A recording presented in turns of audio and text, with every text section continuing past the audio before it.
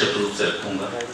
हम लोग प्रायः ये चूंकि विद्वत सभा हो रही है, थोड़ा बहुत मुझे भी पढ़ने लिखने का रहता है शौक और कुछ विद्वानों से बातचीत भी सुनने का और उसका अवसर मिलता है। तो दो तीन चीजें हैं जिस पर थोड़ा सा मुझे लगता है संशोधन की आवश्यकता होती है। एक, बार बार हम लोग यह धारणा मानकर चलते हैं कि पूरा भारत बौद्ध हो गया था और बौद्ध धर्म को समाप्त करके शंकराचार्य ने पुनः सनातन मत की या वैष्णव शैव धर्म की स्थापना की थी। अब 8वीं शताब्दी का जो कालखंड निर्धारित किया जाता है आदि शंकर के इस कथानक के साथ, ये पाश्चात्य मत वाले जो लोग थे उन्होंने ये कहानी फैलाई ऐसा मुझे लगता है। उसके साथ वो पॉलिटिकल हिस्ट्री अलग लिखते हैं, थियोलॉजिकल हिस्ट्री अलग लिखते हैं, धर्म का इतिहास अलग लिखते हैं और राजनीतिक इतिहास अलग लिखते हैं। जब राजनीतिक इतिहास में पढ़ते हैं तो उस समय 8वीं शताब्दी का कालखंड जो शंकराचार्य जी का जन्म माना जाता है वो पाल, प्रतिहार और राष्ट्रकूट राजाओं के आपसी युद्ध का समय था और तीनों में से कोई बौद्ध नहीं था। पाल अवश्य कुछ जो पाल राजा थे वो कुछ बौद्ध मठों को अनुदान जरूर देते थे, लेकिन पूरा भारत बौद्ध तो नहीं था और इन तीनों में पाल सबसे कमजोर थे। ये भी तो जो राष्ट्रकूट थे और प्रतिहार थे, इनके जो पॉलिटिकल हिस्ट्री से मैच नहीं करता कथानक कि कोई भारत बौद्ध हो गया था और बौद्ध धर्म को समाप्त करने में। इससे मुझे लगता है कि यह बौद्ध और हिंदू जो दोनों सनातन के विचार हैं उनके बीच एक जो नहीं होता वो शत्रुता का भाव उत्पन्न करने के लिए मुझे लगता है कि पाश्चात्य इतिहासकारों ने और जो उनके नैरेटिव को सूट करता था कि हम बाहर से आए हैं तुमको ईसाइयत सिखा रहे हैं, या इसके पहले जो मुसलमान आए थे मुसलमान सिखा रहे थे, उससे पहले तुमको हिंदुत्व भी सिखाया गया था, उसके पहले तुम्हें बौद्धिज्म भी सिखाया गया था, उसके पहले तुम्हें जैनिज्म सिखाया गया था और ये अलग धर्म है। इस नाते हमारा सिखाना भी जायज हो जाता है क्योंकि तुम्हारे यहाँ तो लोग सिखाते ही रहते हो, तुम सीखते ही रहते हो। कुछ ऐसा नैरेटिव बनाने का प्रयास किया गया था। इतिहास से दोनों चीजें मैच नहीं करती। तो एक बार मुझे लगता है गुरु जी इस पर भी हमारे विद्वत समाज को सोचने की आवश्यकता होगी। दूसरे, ऐसा शंकराचार्य जी ने क्या कहा दिया जो बौद्ध धर्म में नहीं है, और या बौद्ध मत में जो हमारा सनातन विचार का ही एक मत है बौद्ध मत। अभी तो मैं तिब्बत विश्वविद्यालय के जो उनका लेखागार है वहां गया, वहां महादेव की पूजा होती है। जापान में जो बुद्धिज्म वहां डाइकेटू नाम से हमारे महादेव प्रत्येक मंदिर में स्थापित हैं। तिब्बती बौद्ध जो है वह उसकी महादेव की प्रार्थना करते हैं, पूजा करते हैं। भारत में कुछ 9 बौद्ध हैं, उनकी बात जाने दीजिए, उनके भी संदर्भ ग्रंथ कौन से हैं, कितना उन्होंने पढ़ा है, कौन सी शपथ ले रहे हैं, बुद्ध ने ली थी कि नहीं ली थी, मुझ पर नहीं कहूँगा, वो पॉलिटिकल डिबेट हो जाएगी। लेकिन जो हम जब स्वयं अपना संकल्प लेते हैं, बौद्धावतारे का हम संकल्प ले रहे हैं, तो मुझे नहीं लगता कोई बड़ा विभेद है दोनों में।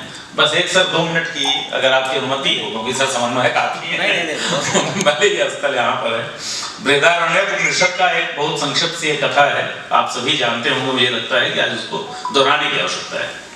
बृहदारण्यक उपनिषद में कथा आती है कि देवराज इंद्र हैं और दैत्यराज वृषपर्वा है। दोनों के प्रजाजन उनसे पूछते हैं आत्मा का स्वरूप क्या है। दोनों गए और दोनों ने तपस्या की। तो कथा यह है कि ब्रह्मा जी आए, उन्होंने बताया पूछो क्या वर चाहते हो।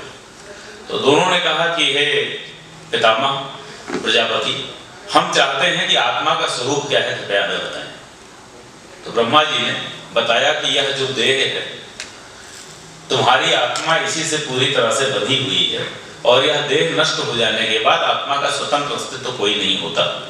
इसके बाद जब तुम्हारे कर्मों का निश्चय होने का समय आएगा, तब उस समय जो देवता है, जो दैव है, जो ब्रह्म है, वो तुम्हारे कर्मों का हिसाब करेंगे।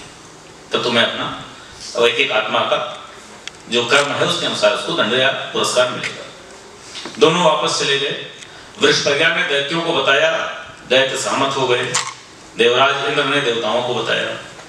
उस समय तक समुद्र मंथन नहीं हुआ था, अमृत की खोज नहीं हुई थी, मृत संजीवनी मंत्र भी शुक्राचार्य ने सिद्ध नहीं किया था। तो देव दैत्यों के बीच जब युद्ध होता था तो उनके हाथ पांव भी कटते थे, मृत्यु भी होती थी। तो देवताओं ने कहा कि जब हमारा हाथ कट जाता है तो कुछ देर हाथ छटपटाता है, फिर शांत पड़ जाता है, तो क्या उसमें कुछ देर आत्मा रहती है, गायब हो जाती है, और फिर शेष देह से गायब तो नहीं होती। तो इंद्र ने कहा बात तो ठीक है। फिर इंद्र वापस पहुंचे, उन्होंने पुनः तपस्या की। वृषपर्वा ने दैत्यों को बताया तो दैत्यों के समुदाय में राजा से प्रश्न करने का साहस किसी में नहीं था, नहीं तो राजा सर कटवा लेता, तुम्हारी हिम्मत कैसे हुई पूछने की। तो इस नाते वहां प्रश्न नहीं हुआ, प्रति प्रश्न नहीं हुआ। देव वर्ग में प्रति प्रश्न हुआ। देवताओं के राजा इंद्र ने पुनः आकर तपस्या की, पुनः ब्रह्मा जी आए, कहा कि ब्रह्मा जी आपने गलत बता दिया था प्रजापति मुझे, और ऐसा ऐसा शंका है। तो प्रजापति ने कहा कि मैंने झूठ नहीं बताया था, उस समय तुम्हारी प्रज्ञा का स्तर वही था। अब मैं तुम्हें बताता हूँ कि आत्मा का स्वरूप क्या होता है। कहा कि जब तुम जल में अथवा दर्पण में अपना बिंब देखते हो तो जो पुरुष दिखाई देता है वह आत्मा है। वापस अंदर पहुंचे, उन्होंने कहा जो दर्पण में या जल में दिखाई देता है वो आत्मा है। तो जो देवलोक के लोग थे उन्होंने कहा दर्पण अगर कभी उस पर धूल जमी हो, जल में तुम मिला हो तो उसमें तो फिर वो गंदा दिखाई देता है। तो क्या आत्मा दर्पण और जल के गंदे या साफ होने पर निर्भर करेगी, या तो गलत है? तो देवराज इंद्र ने कहा बात तो ठीक है। तो वापस आए, उन्होंने पुनः तपस्या की, पुनः प्रजापति आए। प्रजापति ने कहा पूछो। कहा आपने प्रजापति फिर गलत बता दिया। तो प्रजापति ने कहा गलत नहीं बताया था, तुम्हारी प्रज्ञा का स्तर भी। अब मैं तुम्हें सत्य बताता हूं, तुम्हें स्वप्न में जो पुरुष दिखाई देता है वह तुम्हारी आत्मा है। फिर देवराज वापस गए, उन्होंने बताया। तो बहुत संक्षिप्त में बता रहा हूं मैं इस चीज को, पूरी कथा को जो मैंने जहां पढ़ा था। तो देवताओं ने कहा कि अगर अचानक नींद खुल जाए तो स्वप्न पुरुष तो गायब हो जाता है, और स्वप्न पुरुष कभी बार स्वप्न में रोता भी है, हंसता भी है, उड़ता भी है, तो क्या आत्मा भी उड़ती है? तो उन्होंने कहा बात तो ठीक है। वापस आए, पुनः तपस्या की, पुनः ब्रह्मा जी आए। कहा ब्रह्मा जी फिर आपने गलत बता दिया। तो ब्रह्मा जी ने कहा बताया तो सही था, तुम्हारी प्रज्ञा के स्तर के अनुसार वही ठीक था। अब मैं तुम्हें बताता हूँ, वहां जो उन्होंने बृहदारण्यकोपनिषद में बताया है, वहां पर वो आनंदमय कोश और अन्नमय कोश, प्राणमय कोश, मनोमय कोश की बात होती है। वो पंचकोश की बात हुई, उसके बाद वो कैसे कैसे आत्मा का स्वरूप, वही भगवान शंकराचार्य ने अद्वैत वेदांत के रूप में प्रस्तुत किया। भगवान शंकर भी एक समय अभी होता है जहाँ कहते हैं अरण्य शरण्य शत्रु मध्य, जो मैंने कहा गतस्थम तुम्हें कहा भवानी, जहाँ सब कुछ शरण में रख देते हैं। और वही शंकराचार्य प्रज्ञा के एक दूसरे स्तर की बात करते हैं, चिदानंद रूपा शिवोम शिवोम की बात करते हैं। तो यह आदि शंकराचार्य का जो है, और बार बार आदि शब्द भी मुझे किसी महात्मा ने बताया था कि आदि शब्द ठीक नहीं है, आद्य शब्द ठीक है, क्योंकि शंकराचार्य स्वयं को बार बार लाते हैं। जब जब धर्म का पराभव होता है तब तब शंकराचार्य का आविर्भाव आचार्य के रूप में होता है। जब वह एक योद्धा के रूप में अवतार लेंगे तब तो युग को ठीक कर देंगे। ये समय ठीक नहीं करते, समय बस संदेश दे देते हैं तुम ठीक कर लो। तो मुझे लगता है कि जो 1000 वर्षों से आप बता रहे थे कि पहले भी हमारे धर्म पर आक्रमण हुआ, सनातन को लगभग समाप्त कर देने का प्रयास किया गया था, तो यह प्रयास तो निरंतर चल रहा है।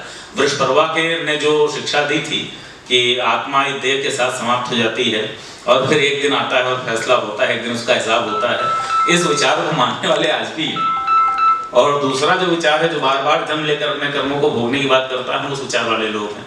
तो जो एक आत्मा शरीर के साथ समाप्त होती है, उसका हिसाब होता है, उस विचार को मानने वाले तब भी आक्रमण करते थे, आज भी आक्रमण करते हैं, अभी पहलगाम में फिर किया है। तो हमारा युद्ध तो उनसे निरंतर चल रहा है, और निश्चित रूप से आप जैसे गुरुजन और आप जैसे बद्धजन की जो प्रेरणा रहेगी, आशीर्वाद रहेगा, उससे हम लोग आगे बढ़ते रहेंगे। श्री काशी विश्वनाथ धाम में आप सभी पधारे, इसके लिए बहुत बहुत धन्यवाद। और मुझे लगता है मैं लगभग तक इतना अच्छे मिनट बोल गया उसके लिए मैं क्षमा चाहूँगा, कि विद्वानों को सुनाना सबसे बड़ा पाप होता है, विद्वानों को केवल सुनना चाहिए। आप सभी को सादर प्रणाम, भगवान विश्वनाथ के चरणों में प्रणाम। आप सभी को बहुत बहुत धन्यवाद। और मैं चाहूँगा आप लोग बार बार यहाँ अपना उद्बोधन और अपने ज्ञान से मैं संचित करते रहें। पार्वती पतये हर